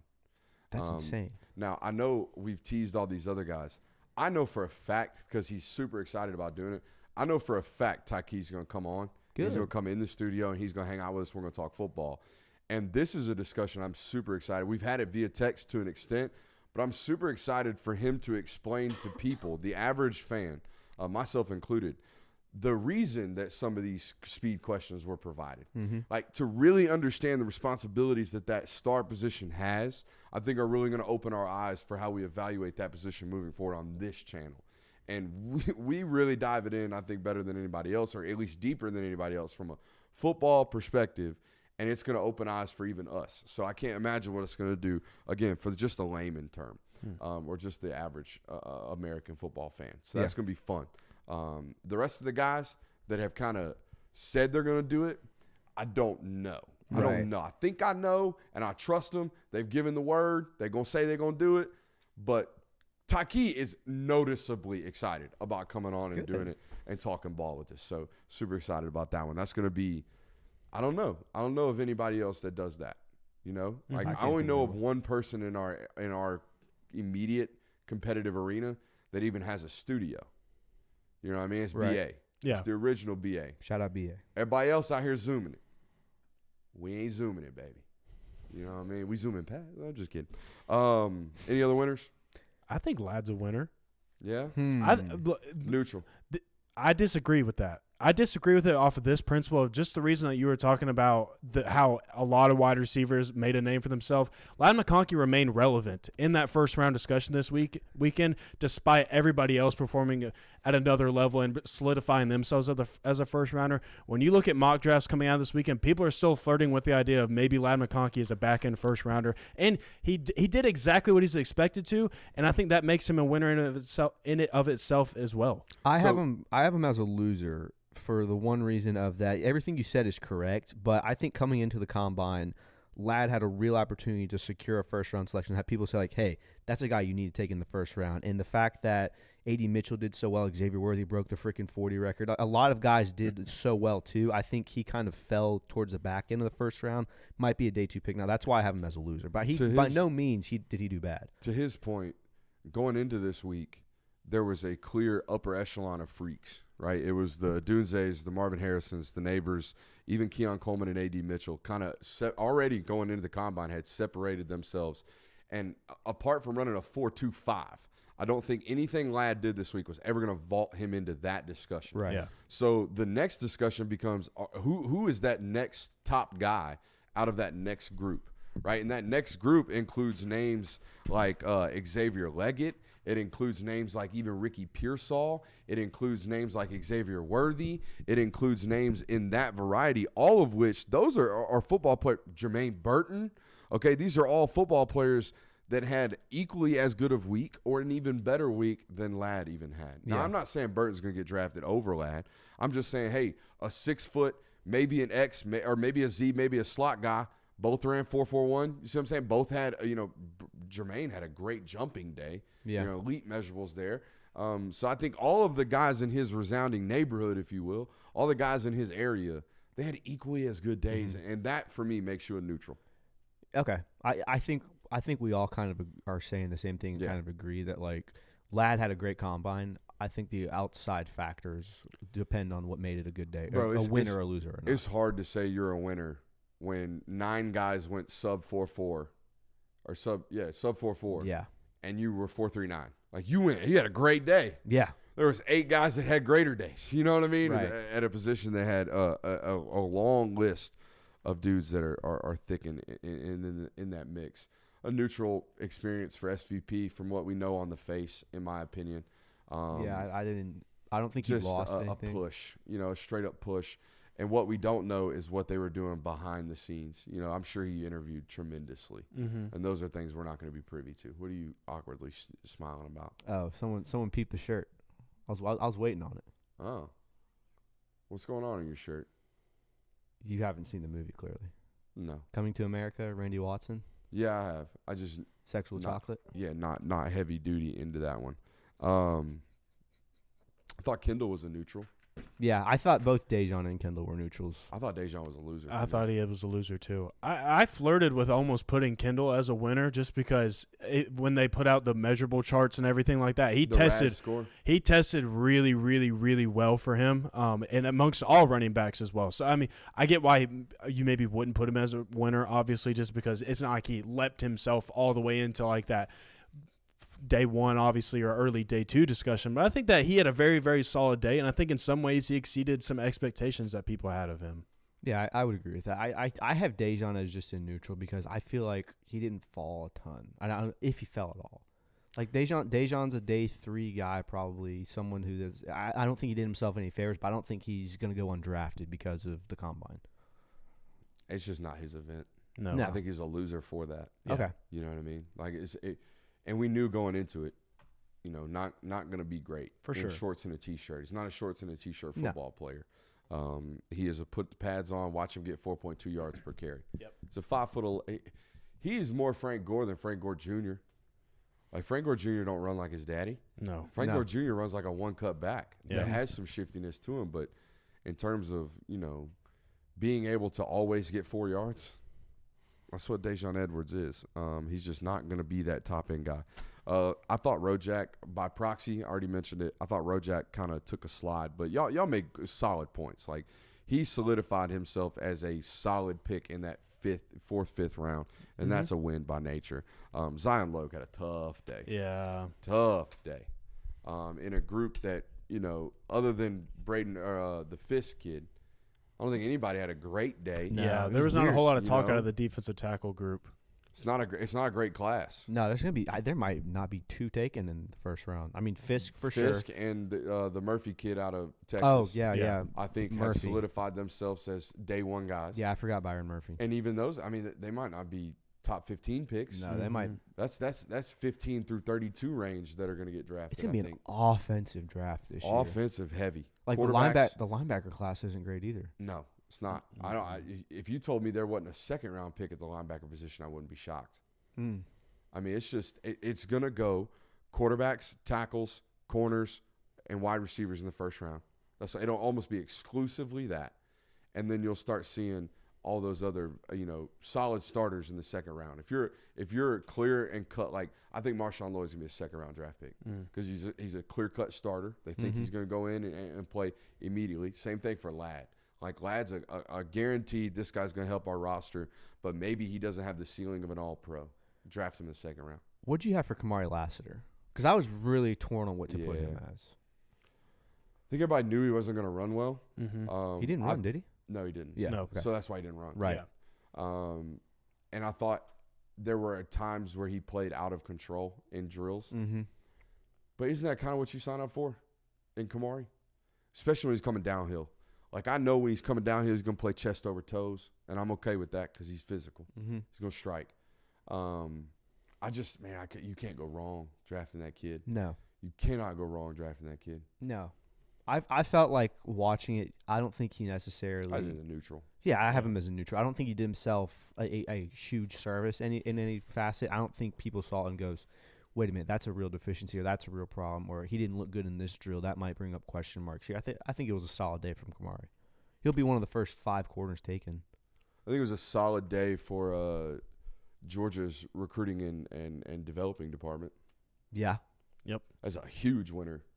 You got guys like Ladd, 3-star, A.D. Mitchell, 3-star, Javon Bullard, 3-star, Tyke Smith transferred in, All-American. You don't really get credit for that. Yeah. But those are 3 or 4 examples of elite scouting and development. Scouting first and foremost. Like how does A.D. Mitchell end up a 3-star? Like he didn't just shit his way into a 4.35 at 6'4", 38.5-inch vertical. Like you just don't wake up one day and become that. He's been that for a while. And we talked to some people up in Indy, and it sounded like Ole Miss knew very early on. It's an Ole Miss commit. Sounded like Ole Miss knew, hey, we got a guy. Yep. So much so, check this out. Had him moved and reclassed to keep him under the radar, to get him in early as fast as possible. And it sounded like, from what we heard this week, there was a credits issue that Ole Miss failed to get solidified and it's failed to get taken care of. So if y'all remember, A.D. Mitchell was one of these reclass guys. Yep. He jumped up a class and then jumped back a class in high school. And during that year where he was jumping back a class, Georgia had time to flip him. One of the ultimate fumbles if you're Ole Miss. Yeah. Because, again, they knew. They knew exactly what he was. They knew so much. They knew they had found a diamond in the rough, so much so that they had urged the kid to reclass so they could make sure they got him in. Yeah. So it's again a testament, a big win this week for Georgia scouting development. Yeah, I think this class is a bigger winner for this specific topic than any of the other ones because like a lot of the other ones you had guys that no shit, Trayvon Walker. Yeah, absolutely. Like Nolan Smith was the number 1 player in the country. Like that dude should be a first-round pick. And Jordan Davis, you can throw in this conversation because he was a 3-star. Georgia kind of found it, but a lot of those guys needed to end up in that position anyways. But this class specifically, I mean, you got a lot of guys that Georgia can really tilt their cap to and say that's These us. Guys that's a product. drastically were outdrafted over or overdrafted over their rankings. For sure. There's a lot of that going on. And I think it's the system's just too big, first of all. There's going to be misses like this. Going to be guys that slip through the cracks every year. But, yeah, I mean, how much of it is selection of the right guys and the development department of their organization, right? And what I mean by that, like Ladd is 50% good job school and 50% God dang that kid worked hard. Oh, yeah. You know what I mean? Like, holy shit, look at that guy. That guy did him some work. Same thing for AD. AD is just as much, holy shit, y'all found a freak, as it is, damn, he developed. He earned every bit of this. Yeah. So it's just as much about finding the right character as it is about finding the traits that might blossom. Yeah, you never see a former 5-star guy where it's like you have to question his work ethic. If a former 5-star guy that's one of these top picks now, you almost never question their work ethic. It's not like these guys had God-gifted abilities that made them so superior that they didn't even have to try in college. Like, you have Lab McConkey's, Javon Buller's, like guys who like clearly love football, and you can tell that on the way they play. Yeah. Shout out to the development. Mm-hmm. Kirby doesn't develop? I think that is that dead. shit's so dead. It's so dead. Dude, now. the 15 draft picks.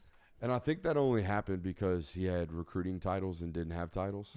Correct. It's not because he was. I mean, even before he had titles, he was pumping out Monty Rice's. Yeah. You know what I mean? Tyson Campbell's. Eric Stokes. Yeah. Well, Tyson Campbell's 5-star. He was. You're right. I'm thinking Eric Stokes. Yeah, Eric Stokes was a track star. Tyson Campbell's high school tape is phenomenal. My idea that Pat Surtain was on the other side. Are you shitting me? Yeah, that's kind of crazy. Are you shitting me? We're running the ball 60 times today. We're not going to throw it. No. Against American Heritage coming out. Any other thoughts? What'd you have for Mims? Because Mims was weird. I had a neutral because we talked to scouts this week that were fascinated and blown away by how big this dude was. Like, you can put it on paper all you want, but when you walk up on that guy and you see him, and not only how broad, how tall, how long, how lack of body fat he has, sub 10% body fat on a 340-pound dude at 6'8". Are you shitting me? Get out of here. And then you look at his waist. You see how small his waist is. If you told me he wore a 34 in pants, I wouldn't be shocked. It's that thin. Damn. Bro, look at that picture I'm standing in. No, I know the picture. Look how broad his fucking his shoulders are and how tight them waists get. I was standing right next to him when he did that. It's weird because the top half is so much muscle that you don't even realize it. Like, oh, this is a lineman. What? What's going on? Report: Arch Manning will not opt into EA college football game. What? No way. Yes way. That On3 evaluation just took a $600 hit. I didn't get the good for you, bro. I thought I was gonna get. I was reading. Yeah. What? Why Yeah, would you we can not talk do about it later, but no, I don't love that. All right, let's talk about it now. Why? But yeah, that's the whole thing. Why would you not? Too good for the game, man. Maybe it's because because video games. Maybe it's because we'll come out and he'd be like, he saw his ratings, like, yeah, you're a 75, Arch. Maybe he is that sick of media. What does that have to do with Yeah, me? you don't I mean, just the fact of like he doesn't want anything to do with it. You're gonna get more media not joining the game than you would joining. Definitely more questions now. Yeah, and that's like, more questions, but like, how are you gonna ask him that right now? It's a great question. I mean, it's not like we just have 24/7 access to Arch Manning. Yeah, but how would you ask him that if you did opt into the game? Well, I mean, it's the same thing though. You're not. Huh? I just don't. I don't get the point of doing this. And the chat hit it right on the head. I'm worth more than $600. Yeah, I think it's definitely an ego thing. But this is a guy who hadn't shown ego. He doesn't show that though. He's never portrayed outwardly, I think I am what people tell me I am. Yeah. It's Maybe this is a thing of like, I want to earn myself being the he doesn't want to be in the video game unless I don't know. The only thing this confirms to me is we don't know shit about this kid. Yeah. That's what it confirms to me. We don't know anything about this cat. Is this a leverage play, do you think? For what? You have no leverage. 10,000 plus you're the athletes have already. We want to make you QB 16. We will. Yeah, and already trust me. 10,000 plus athletes have already opted in. So. Yeah, they're at 86% of their goal within a week. So you're in the minority if this is big time some type of protest type thing. I mean, it's a protest against video games. Just I don't believe in them. They're corrupting the youth. Video games have been corrupting the youth for 30 years. I'm in trouble then. I don't get it. Very weird. Interesting. Shane Beamer. At it again? Yikes. At it again, man. Oh, boy. At it again. Toes out and all. It's your boy. Poking the bear himself. It's your boy, This is my boy, and it was my boy. I have never had this might be the coldest take I've ever had. 2 years in a row. 2 years in a row. Listen to that man at SC Media Days. We're like, you know what? This dude's on to something. I like this guy. Yeah. This Shane Beamer cat, you know, son of a coach. Got a little thing about him. Not anymore, man. I'm out. I was out, by the way, in October. I was in July, out in October. You were towing the line in August, though. Good play. I'll never forget you walking into the hotel room after SEC media days and you're like, I'll tell you right now, dude, Shane Beamer, I would play for that guy tomorrow if I could. I tweeted it. And just being like, And then 3 weeks later, it was like, what are we doing? yeah, defeat. It was defeat. That's when I was out. The Brandon Marcello article, great job, Brandon Marcello, was out immediately. Like, I can't do it. I cannot sign up for a football coach who's going to take 3 hours out of his day, 10 days before playing his in-state rival, or cross-state rival, rather. Yeah. In a non-conference football game, a ranked matchup. Man's out here giving the feet for free. And then your team looked to Brandon Marcello for 3 hours. Crazy. But play this audio. Actually, let's explain this first. Okay? So, about a month and a half ago, South Carolina's wide receivers coach by the name of Justin Stepp, who, by the way, highly regarded across the entire industry. Won't find a bad word said about Justin Stepp as a wide receivers coach, as a man, as a football coach. So there's that. He goes to Justin Stepp and says, hey, Stepp, I know you're a lifer at the receivers coach or position. You've never coached tight ends, and it would be seen as a demotion. But do you mind going and coaching tight ends and filling that void so we can hire James Coley, a guy that I like and worked with at Georgia for a brief time, but I like the guy.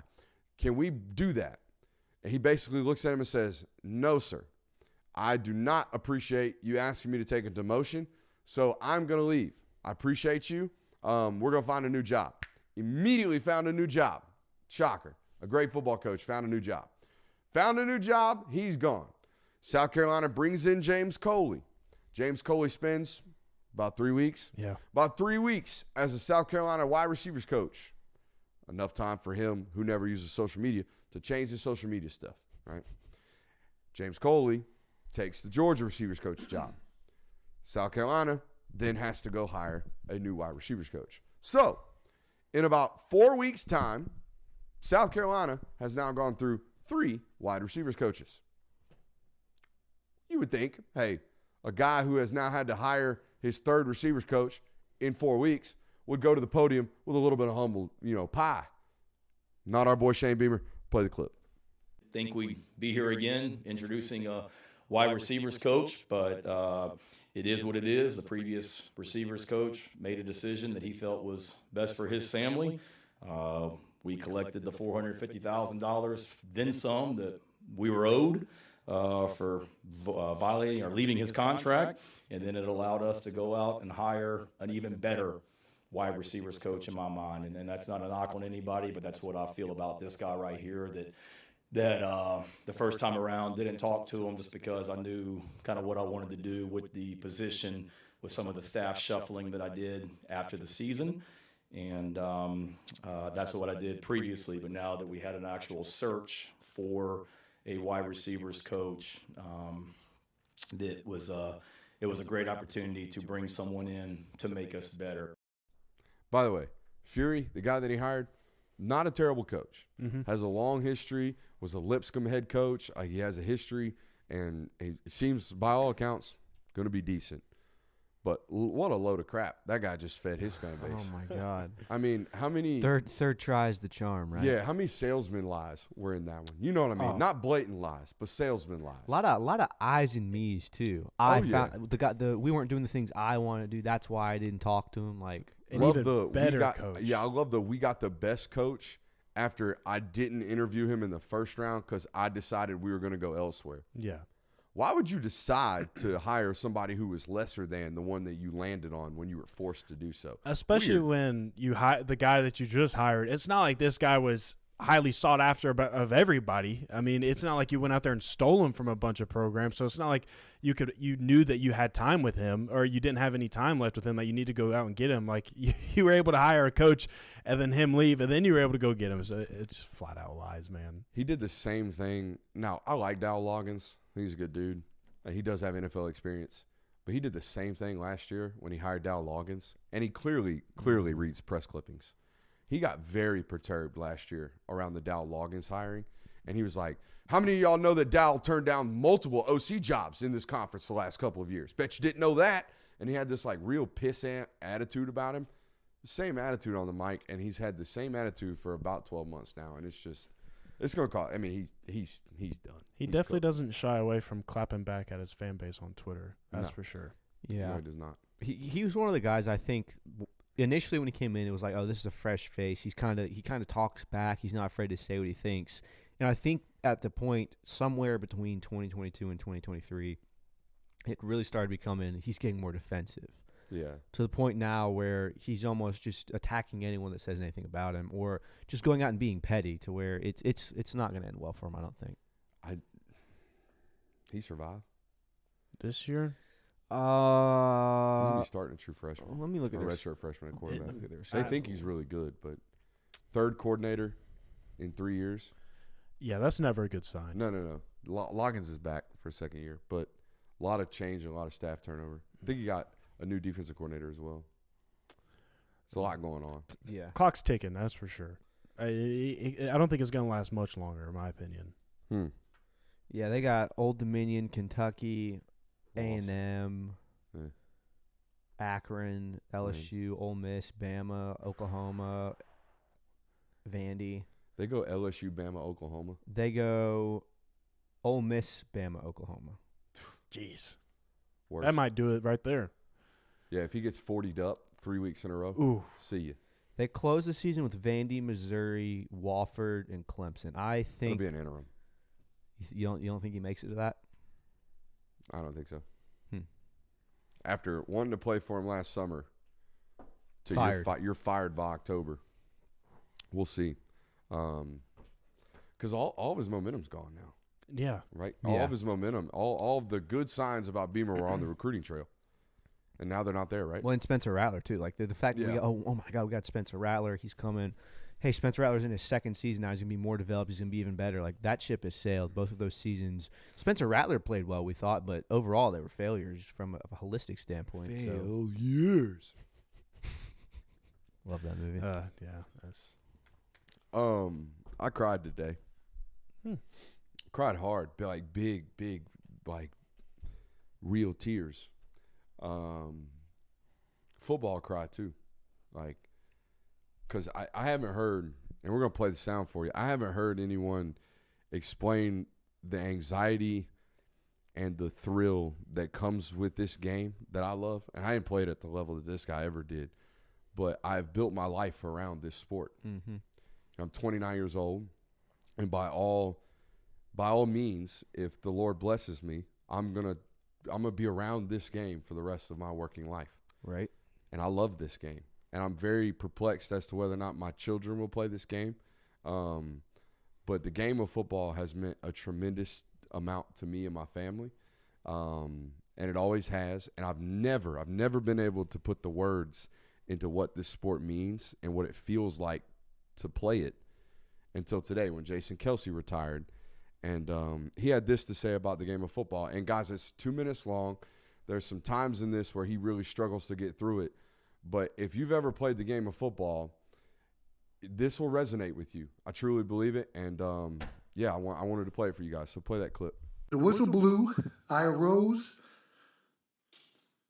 turned all in one motion, and ran at my teammate.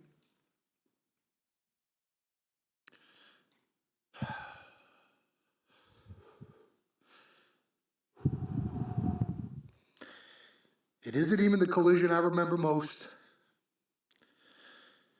but the feeling before of what in the fuck is about to happen.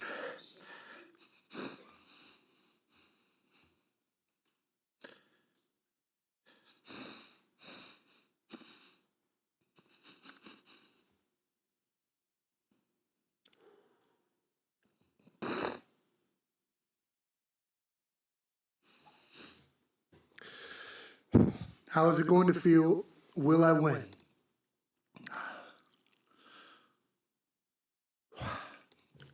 Whenever I smell the clippings of a freshly mowed grass, I am brought back to this day.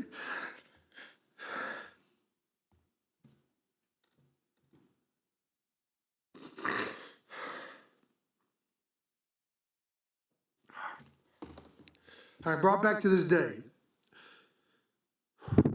12 years old.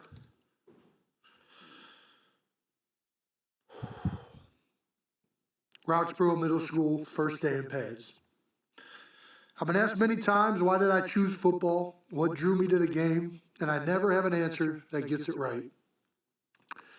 The best way I can explain it is what draws you to your favorite song, your favorite book. It's what it makes you feel. The seriousness of it, the intensity of it. Stepping on the field was the most alive and free I had ever felt. How's it going to feel? Am I going to win? I told you guys this before the show. I played football from when I was 4 or 5 until I was 24 or 25. It was a long time of playing this game. And it don't really have core memories of it that really like resonated with me until the spring going into my senior year. I was about the same age. He said he was 12, first day of pads in middle school football. I remember middle school football. It was fun. I was still really, really good at it. Still better than everybody else at the time. But it was just a thing. It was just a thing that we did. It didn't mean much to me at the time. But when the pressure hit of this is it. Like I'm going into my freshman year, and we're in that same, what he describes, an Oklahoma drill, where all you're waiting on is a whistle, and you run full speed at another human, and you don't have a feeling of whether or not this is going to hurt. But what is this going to feel like? Am I going to win? You carry that anxiety with you in this sport the rest of the time that you play it. Mm-hmm. Every single time you lace it up, you don't know what's going to happen, but you seek it, you search after it, and you're exhilarated once that moment of contact comes. And there's nothing ever that feels like that. I will never ever get it back ever again. And that's why you could feel the emotion in him, because he knew like this is it for him. And the smell of the fresh cut grass, for me, it's a tremendous smell. But those are the memories I associated with what he's talking about. I associated with county fair, right? I associated with 5 a.m. workouts and runs. And I associated with the pain in something that I loved for so long. And I cried today. So there we go. It is hard to see someone. I mean, I resonate with it. I didn't even play in college, but watching someone who this has been their entire life, like not even just being around the sport, being inundated with it and playing the sport at the highest level, having to watch someone basically realize that chapter of your life has come to an end is super hard, especially when, I mean, we've all experienced that where, you realize that you're no longer be able to play the sport that you love. So I think he did a great job of showing like just how much the game of football meant to him. Because I mean, I immediately thought about like when Tom Brady retired. Like he gave a little message and everything, and obviously he played until his wits end. So like he got everything out of football that he probably desired and then some. But seeing him that emotional talking about leaving this game of football, I mean, it makes you appreciate that you got to watch someone that appreciated the game and loved the game as much as he did. But I mean, it definitely impacts people in so many different ways. I have a firm belief that people like that, the game of football cannot afford to lose them permanently. I feel this way about Cedric Van Pran. Yeah. I really do. I asked him at the combine, I know you're interested in art. I know you're interested in graphic design. What do you want to do when you get done playing? And he started talking about how he wants to open maybe a clothing line or get into graphic designing for maybe around football. Maybe go back to Georgia and do their graphics or whatever. And Cedric's going to impact the world no matter what. I truly believe that. But for someone who cares about this game as much as I do, I think that minds like that and people like that have impacted those around them for so long, I feel it's almost a disservice. And the game is at jeopardy every single time one of those people decides they're not going to give back or they're not going to be a part of this anymore. And those people in my mind have to stick. They have to stay around or else it just won't. We lose good souls every time someone like that doesn't want to come back to it. And there's not a ton of good souls out here in this sport anymore. So, yeah, that's how I feel about it. He made me cry today. And he's going to be around football for a long time, I would imagine. Yeah. Especially with his podcast. I hope so. And all the good things that come with Jason Kelce's career. It was Jeff Saturday for me. I used to love Jeff Saturday. Yeah. Jeff Saturday played the game at 6'1", 290 pounds, and he played it right and he played it smart. And that was a guy that I idolized my game after, modeled my game after. If I would have found Jason Kelce when I was in college, I would have not watched anybody else. Right. But Jason Kelce didn't become Jason Kelce until I got out. You know, he's got 6 All-Pros. He's got 7 Pro Bowls, whatever it is. All those really happened in the last 8 years of his career. The first 5 weren't like that. And, man, what a guy. What a guy. And he played it in a very unique way, very athletic way. He kind of revitalized how they go about their run schemes. And that was very, very fun to watch and be a part of from a distant side, you know, from out here just watching it. Don't watch a lot of NFL football, but I made sure I tuned into him. So, yeah, that's our show for tonight. Anything else? I'm good. We'll be back tomorrow. Hey, we don't do this for NFL guys. I think he deserves it. Jason Kelce, give him 3. All right, ladies and gentlemen, we'll see you tomorrow. Make sure you hit that thumbs up button.